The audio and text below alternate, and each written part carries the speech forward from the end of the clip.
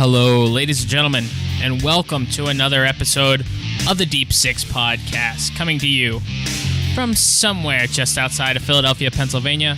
Of course, as always, I'm your host, Steven Spivak, and today I'm joined via phone by my co-host, Mr. Matt Barnes. Matt, how are you?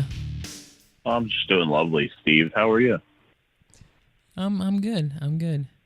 You're not dead, so that's a good thing. Start considering.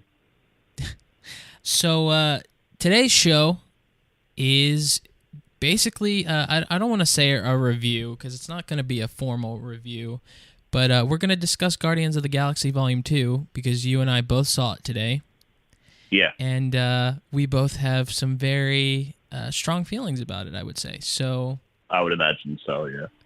So you saw it this morning. It's currently 6:30 when we're recording. You saw it this morning at what, 10 a.m.? Yeah. And then I went and saw it at the same theater at 1:30, 1 o'clock, something like that. Yeah. So you've had a little bit more time to think about it than I have. Well, mind you that I got in from seeing the movie and was so sick that I went immediately and laid down.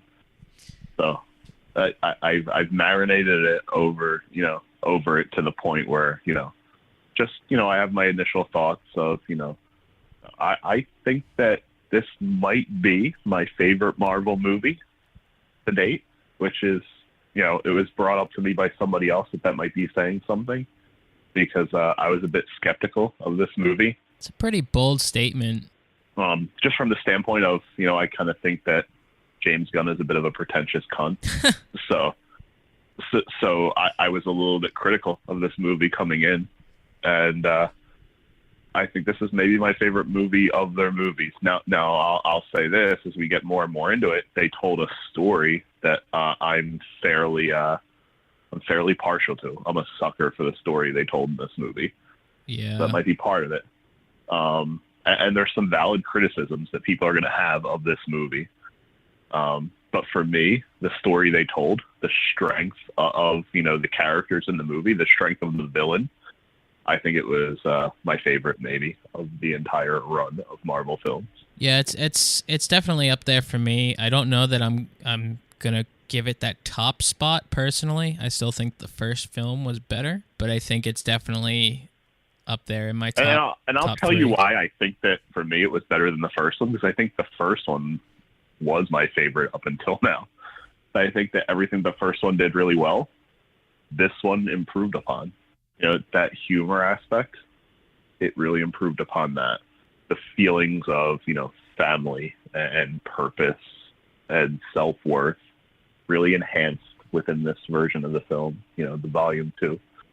And everything that the first one did really well, this one took that and magnified it a little bit more.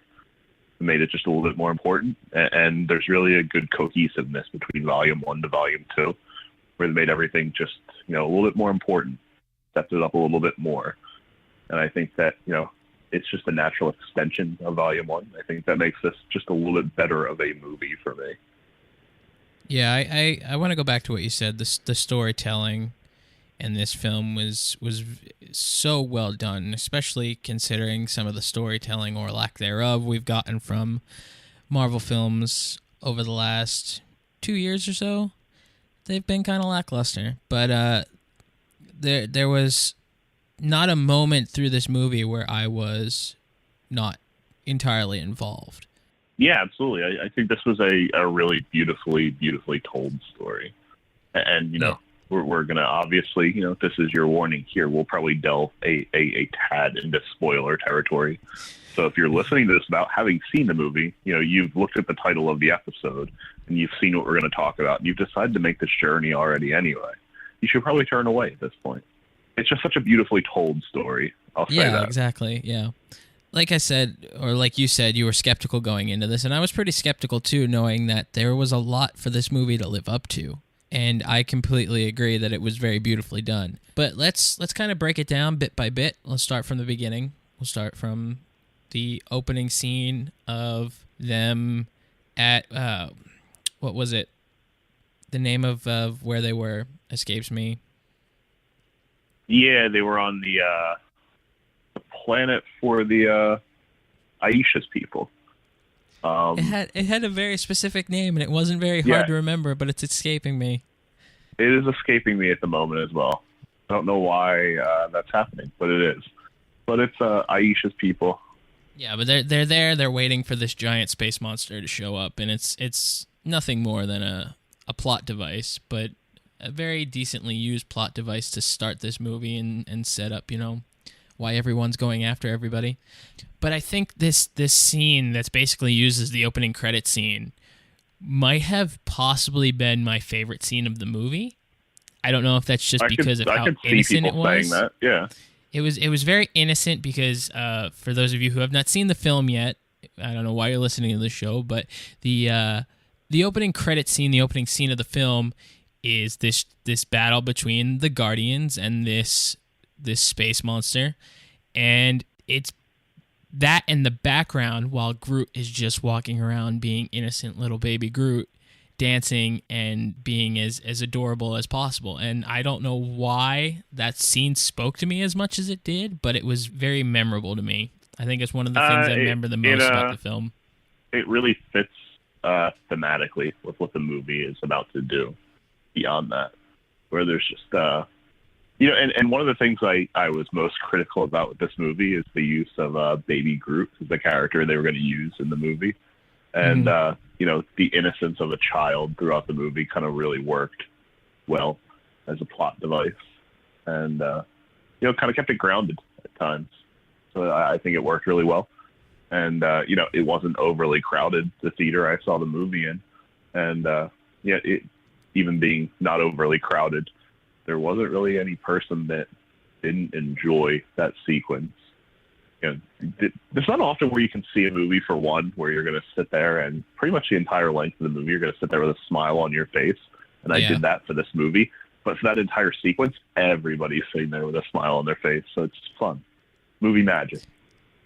Yeah, I really enjoyed it. Like you said, the innocence really kind of captured me because I think that's part of the thing that separates you and me when it comes to these movies and these superhero movies, is that you tend to like things a little darker, and I'm more of the innocent type. I like things a little more lighthearted.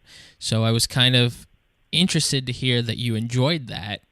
But like you said, the innocence of Groot didn't overshadow anything. It didn't feel forced. It didn't feel like it was out of place. It felt right in the scenes where it was used. And I agree with you. I think it was done very, very tastefully and very, very respectfully of, to fit the overall theme of the movie. But that opening scene, of course, sets up the whole reason why Aisha is upset with the Guardians.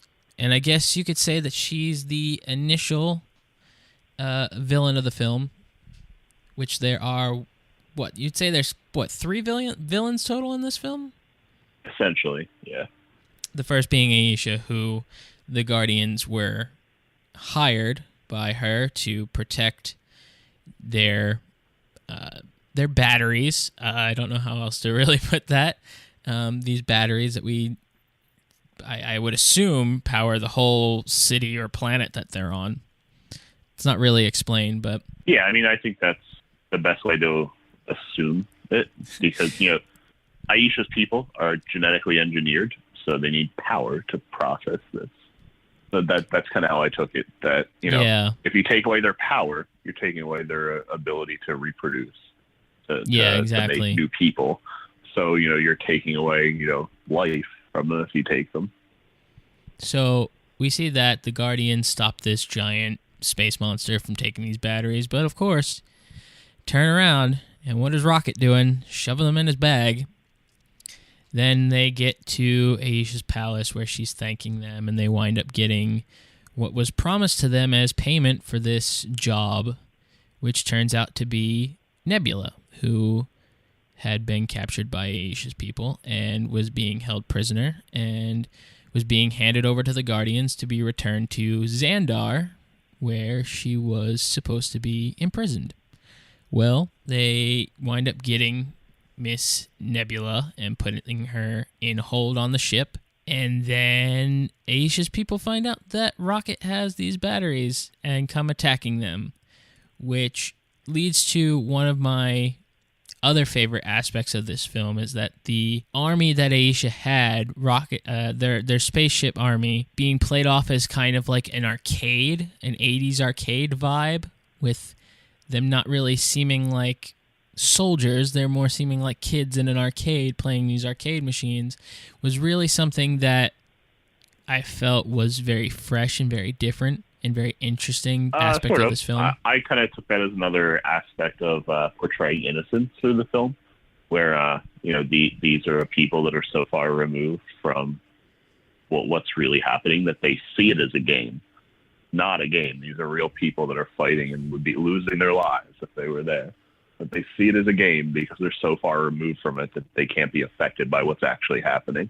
Yeah, I could see that. That makes sense, especially like you said, because they're what's the word you use? They're artificial intelligence, basically. Yeah. So that was a very interesting thing, I think, with the theming of this film. That, of course, leads the Guardians into crash landing on a planet where the Milano is utterly destroyed. And ultimately, that leads to the reveal of Star-Lord's biological father, Ego, showing up in his giant space sperm or space egg or whatever the hell you want to call it.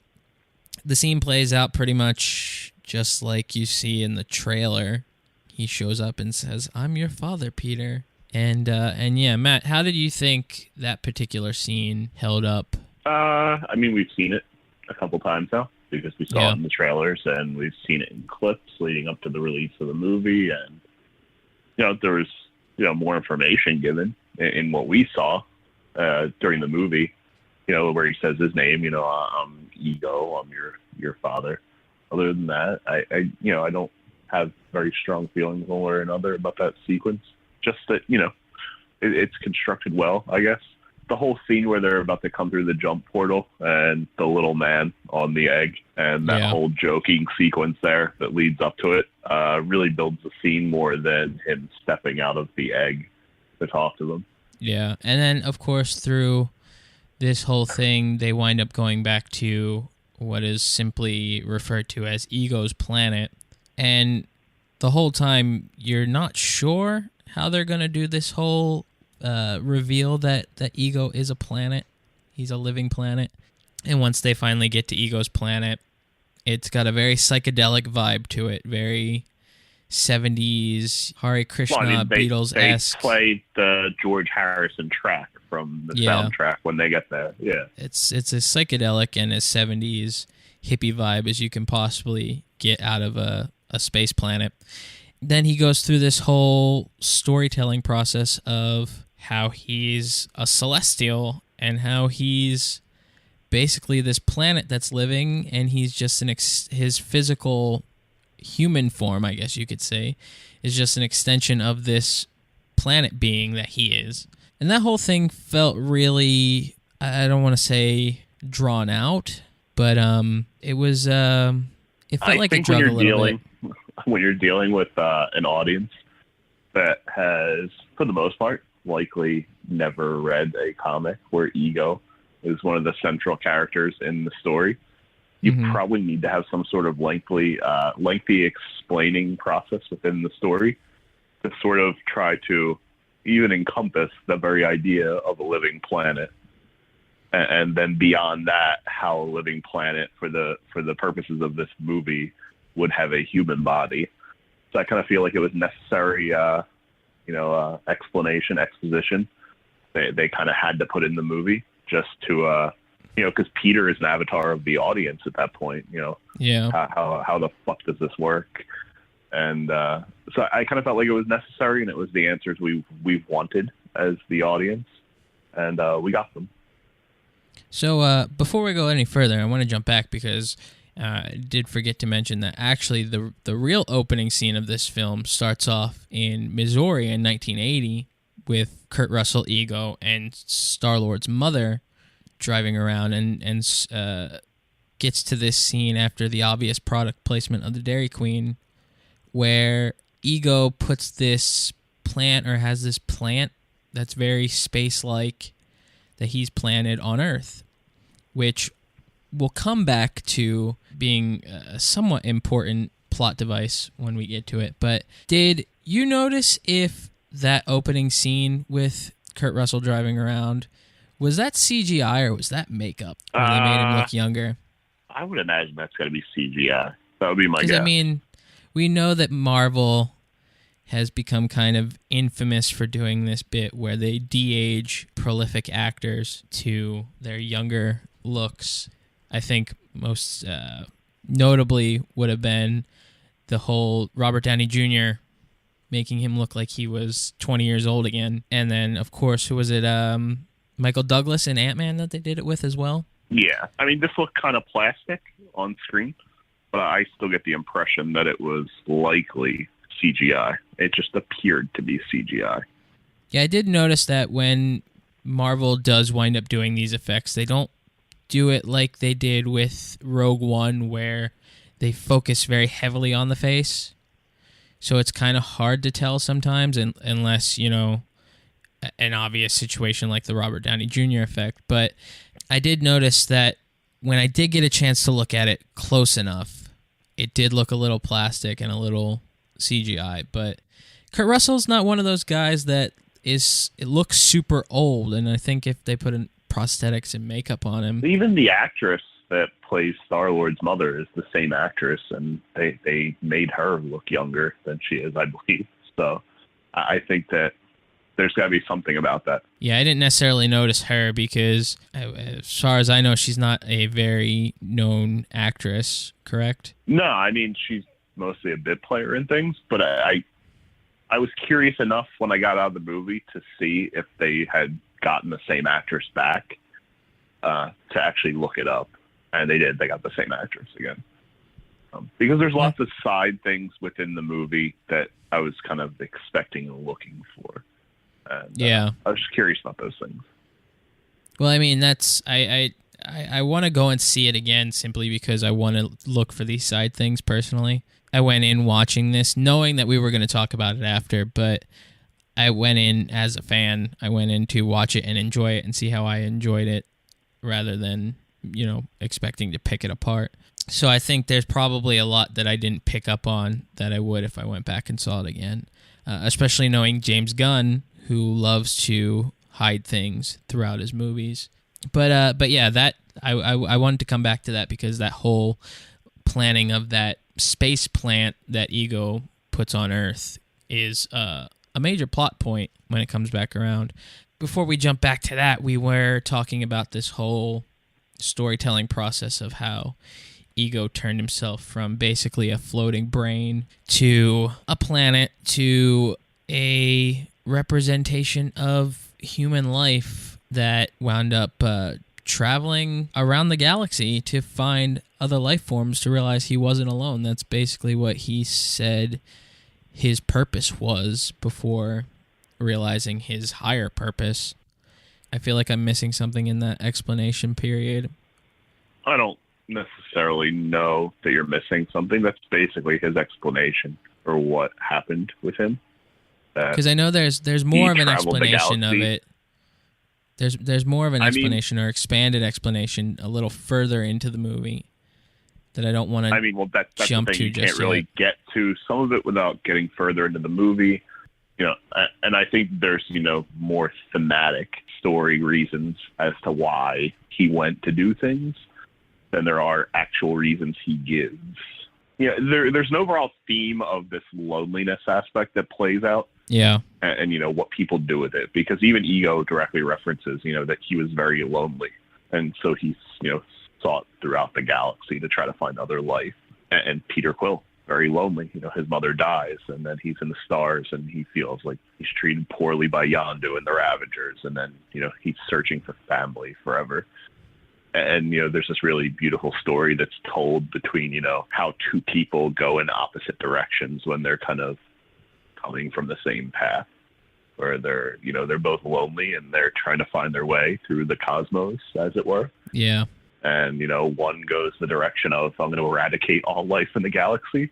And the other one goes to, I'm going to have a family and I'm going to save all life in the galaxy, and it plays out really well. Yeah, I think it's a very interesting thing to note that throughout this movie, it's a lot of people realizing things that they are looking for are kind of right in front of them. Well, I mean, they kind of beat you across the face with that a couple times, and literally tell you what you're looking for is right in front of you. Yeah, between Star-Lord and his father, and then the relationship that builds between Yondu and Rocket, and then Gamora and Nebula. There's a lot of people kind of just finding things that have always just been there that they've never realized. Before we continue on with Ego, I want to mention Mantis because her whole reveal is kind of set up in that transition period between the crash landing to Ego's planet. A character that I feel was, I don't know, I don't want to say underplayed because she's kind of a significant character in this film, but I feel like I wanted more Mantis. I'm not sure that I necessarily needed more. I think she served the role that she had within, script. I think that you wanted more because the character came off better on screen than we could have expected it would have. For what's largely in comics kind of a throwaway character. Yeah, that's true. I think that scene, though, where it's basically the same scene that you see her reveal in the trailers of her in the spaceship, touching Drax and Star-Lord and revealing Star-Lord's, emotions, because that's what she is. She's, what did she call it? She called it She's an empath. Yes. So while a telepath could read thoughts, she reads emotions.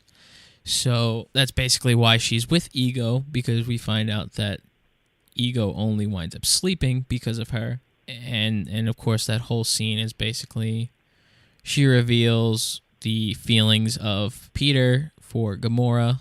And Gamora is kind of very reserved and held back at this point still. And she goes to do the same to Gamora, and Gamora basically threatens to break her jaw.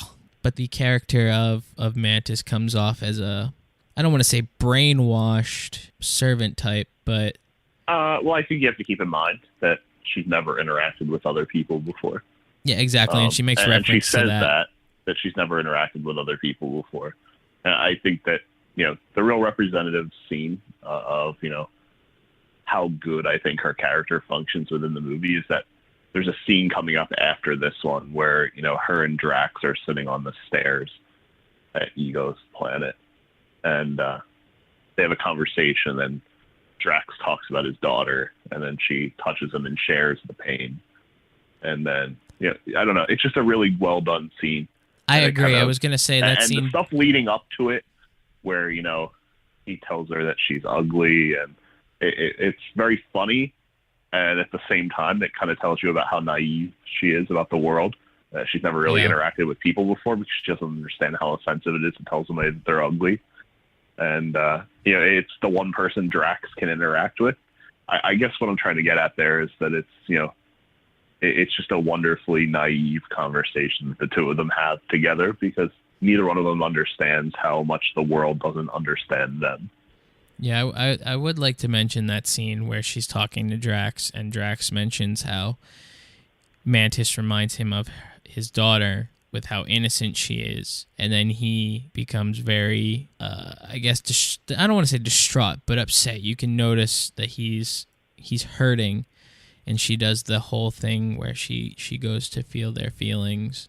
At first, it looks like she's going to try and cheer him up, because she said she can also change people's feelings, but she goes and she feels what he's feeling. And just the way you can see the emotion come over her face in that scene, it hurt. It was a very hurt feeling that I got, at least, from that scene.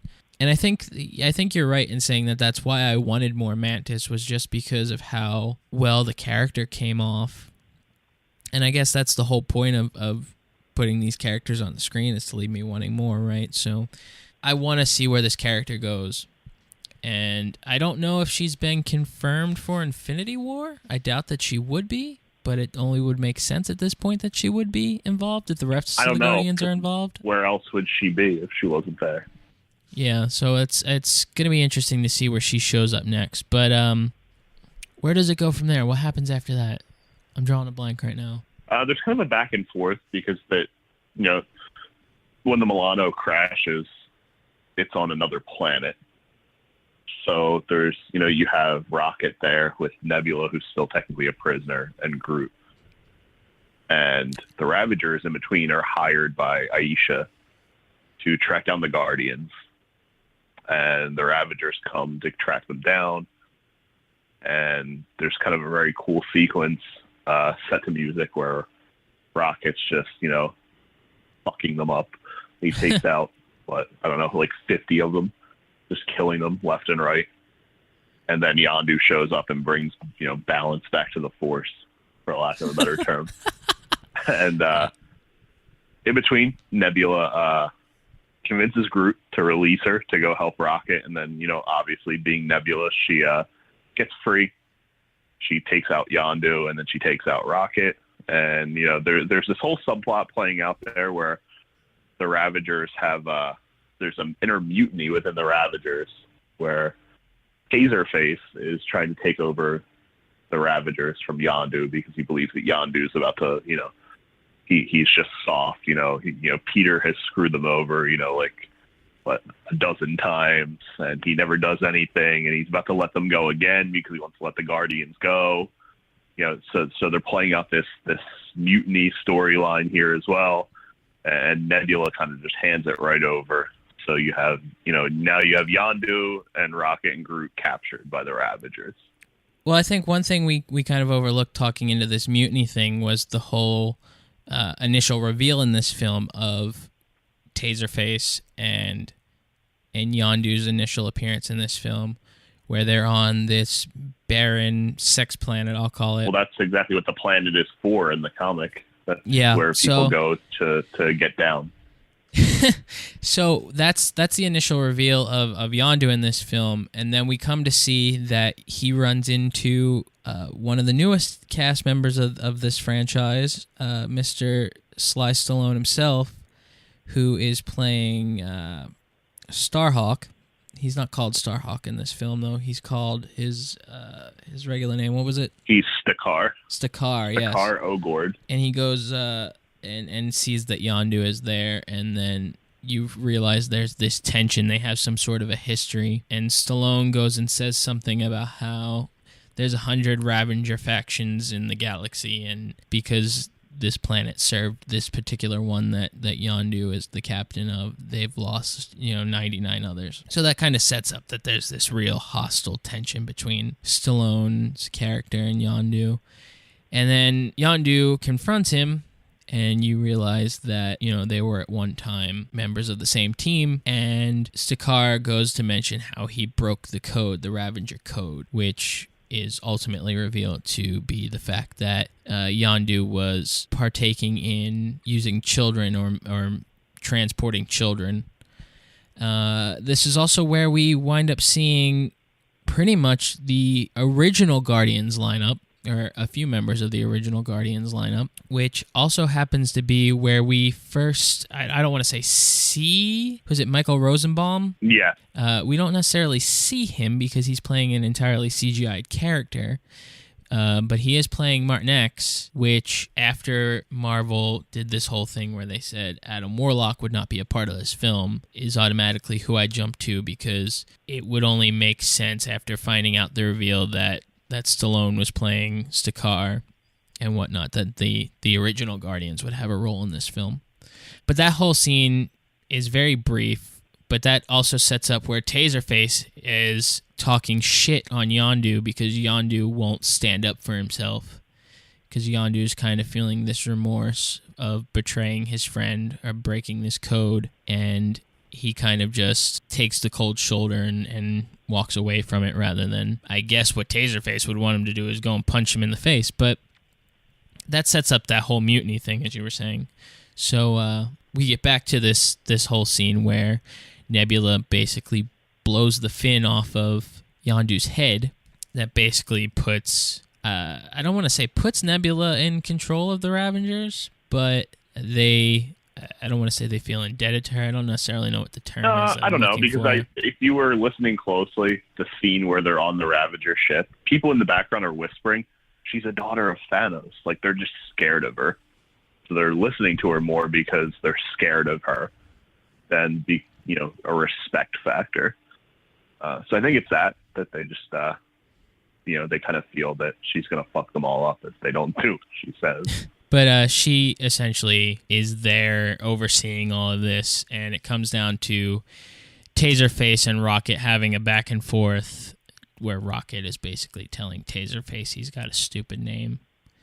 And Taserface decides that he's going to kill Rocket next after sending all the Ravengers that decided Yondu was a fit captain out into space to die. So when Taserface decides that he's going to kill Rocket, that's when Nebula steps in and says there's no more killing today. Something about returning them to Aisha for a reward or something like that. She then also demands a ship and a hand, and she wants a new hand, a ship, and the coordinates to Ego's planet, and 10% of the payoff of the sale of job. Yondu. So Sean Gunn, who is James Gunn's brother, who plays one of the Ravengers, his name is escaping me right now. All these space names. Kraglin. Yes, space names are hard to remember. He winds up taking Nebula to find a hand, and then he gives her a ship, which he says has the location of Ego's planet on it and whatnot, and this, that, and the other thing. The next thing I remember is, what is it? Is it that scene between Peter and Ego, where Ego reveals to him that he's part of this planet as well? Yeah, I don't necessarily know that we have to go in detail about that. I think that it's just important to note that, Peter, being a half celestial because he is Ego's son, does have the power to harness the same abilities that Ego does. Ego at one point does tell him also that he is immortal effectively as long as the planet survives. So, Peter has all the abilities that Ego would have. He just has to learn how to use them. I think that's basically the good synopsis of what happens here for a while. That's when, I guess you could say, fast forward slightly, Nebula shows up to Ego's planet, guns blazing towards Gamora, who ultimately she crashes her ship.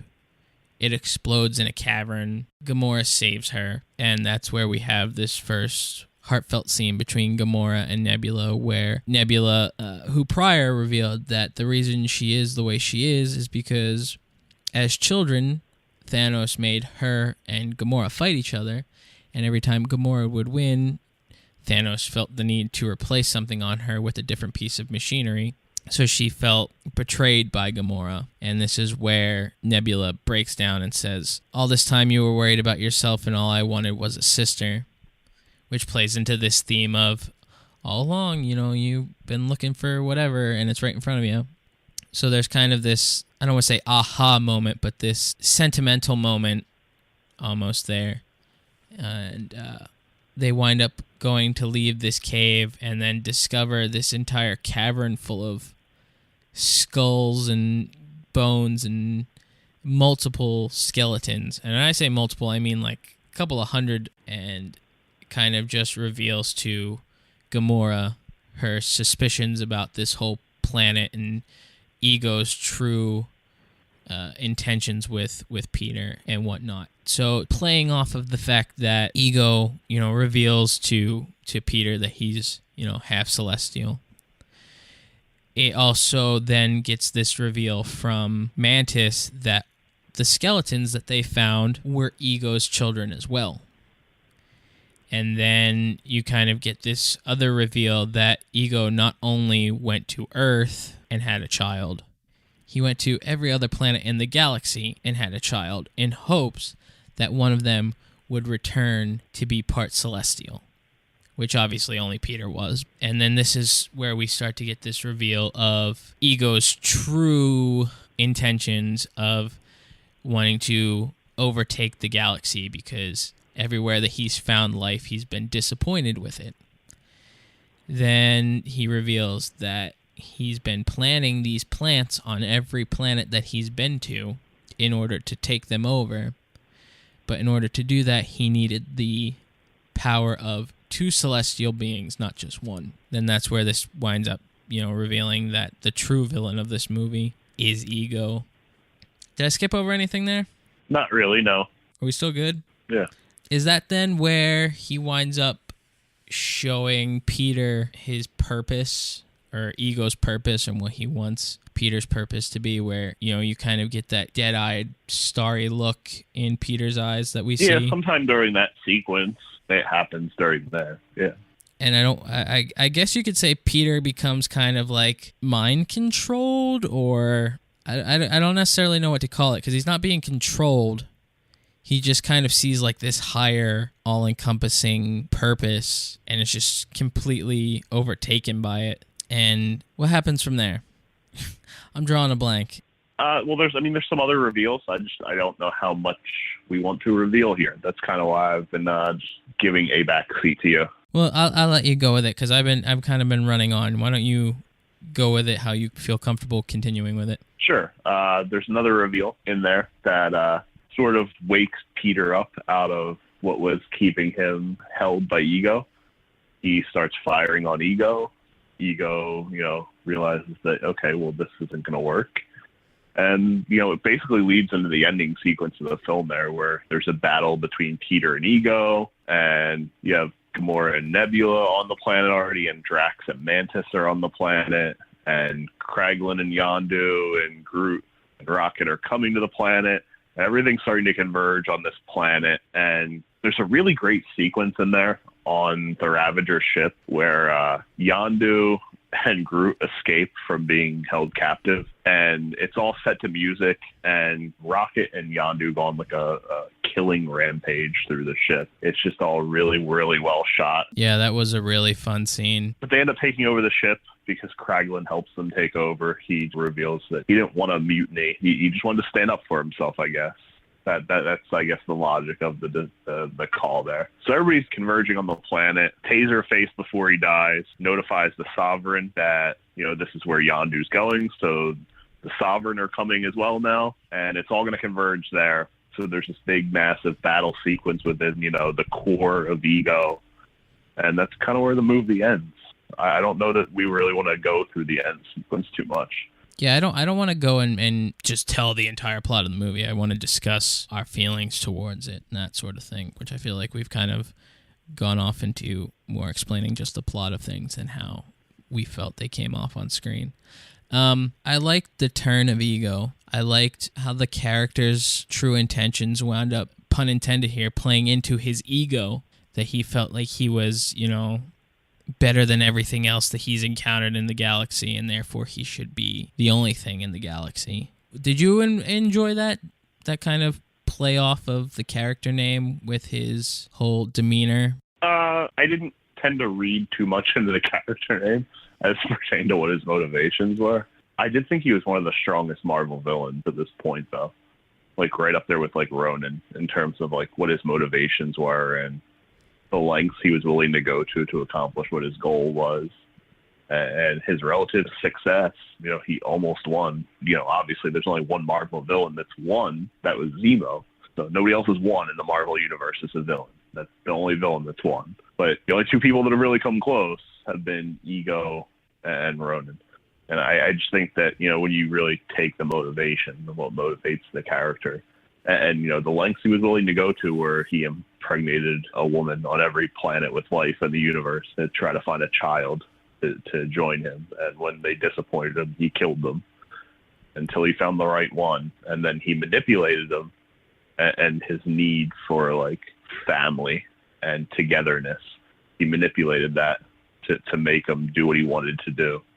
There's just something really twisted about the whole thing that he was willing to go to get what he wanted done. And it really just frames the whole sequence where they're having catch out back of Ego's house in just a whole different light when you're like, oh, well, he was just fucking with him the whole time. Yeah. It's just, I don't know. He's just one of the stronger villains in general, I think. Yeah, I don't disagree with you. And I was going to bring this up. This was something that I was thinking about after seeing the film, is that the Guardians films have had the strongest villains in the entire Marvel Cinematic Universe. Probably. I mean, and this one's especially impressive considering that Ego is, for one, it's Ego the Living Planet, which is kind of a corny villain to begin with. And I guess, has had some sort of, major cosmic scale powers and, cosmic scale events. But it's largely a comic book character, a comic book villain that nobody's going to write home about. And James Gunn took the character and he made it something that people are going to want to talk about now. I think that's something cool. I think it's awesome to see how James Gunn has taken basically the most obscure characters in the Marvel universe, period, and made them basically the shining stars of it. Yeah. Rocket Raccoon and Groot and Star-Lord and Drax and Gamora. These characters that were, I don't even want to call them C-list characters before this film, because I don't think hardly anybody except true, fans of the comics knew of these characters. But he took these characters that almost nobody could really care about, and now you can't find a single person who doesn't know who Groot is within comics or outside of it. You can't find a single person, I don't think, that doesn't know who Rocket Raccoon is. That's saying a lot. Yeah, that's true. And now that he's gone and done this with Ego, who, when they announced it, everyone was like, wait, Ego? Who's that? Oh, he's a planet? The hell are they going to do with this? And they turn around, and now we're calling him possibly one of the strongest villains in, this entire franchise of movies. That's saying a lot. And, I've really gained a lot of respect for James Gunn after seeing this second film. Because, every director can make, one decent film in their career. It doesn't necessarily mean they're a great director. But to go from the first one and then come into the second one and have people saying, like yourself, who are usually pretty skeptical about these things, to say that it's a better movie than the first one, to me, it just seems like James Gunn is a great director and a great writer and a great storyteller at this point. Mind you, I'm probably going to be in the minority on this one. So I wouldn't go writing any stories about what I have to say about it, because I'm probably going to be in the minority on that. But I just think it was worth mentioning that I thought that it was a better movie. I'll go back and say it again. I think the storytelling in this film really held up compared to the first one. I feel like this is a movie that I'll go back and watch again willingly. I don't do that for a lot of movies. One of them being the first Guardians. I'll go back and watch that whenever, just because I love that movie to death. But this is one of those movies that I can see myself going back and watching 2, 3, 4 times over the next year, once it's available, or even while it's still in theaters, just because I feel like the story was extremely well done. The character development was fantastic.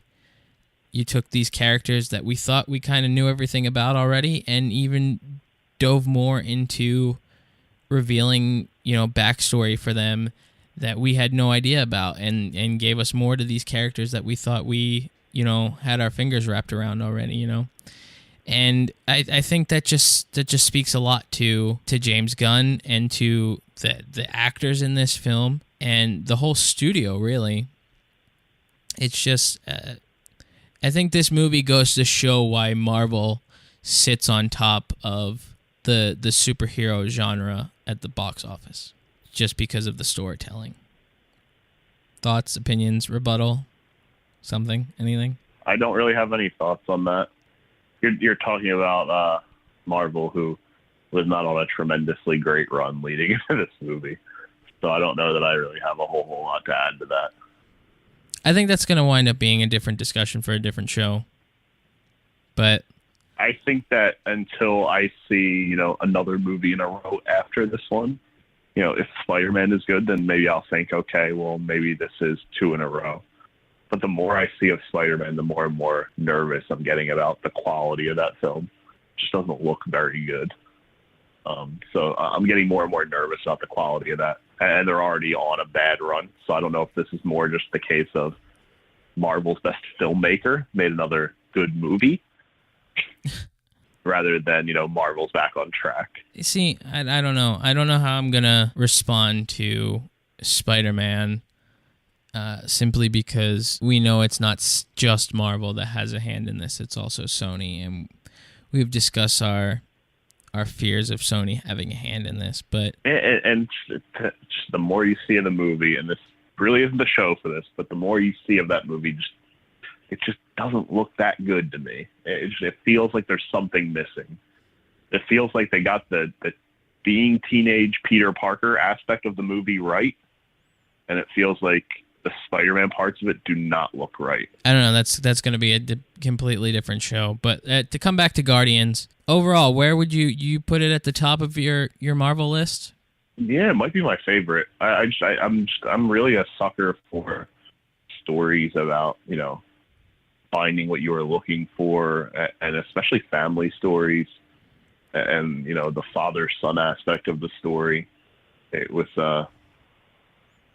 I don't know. I'm a sucker for those stories in general, and I think this one really told that story really well. And I put it up there near the top. I think that it could have easily taken, that plot device that I'm really into, and just kind of half-assed it. And that's kind of what I was worried that the movie would do. And I think that it was really good. It was much better than I expected it to be.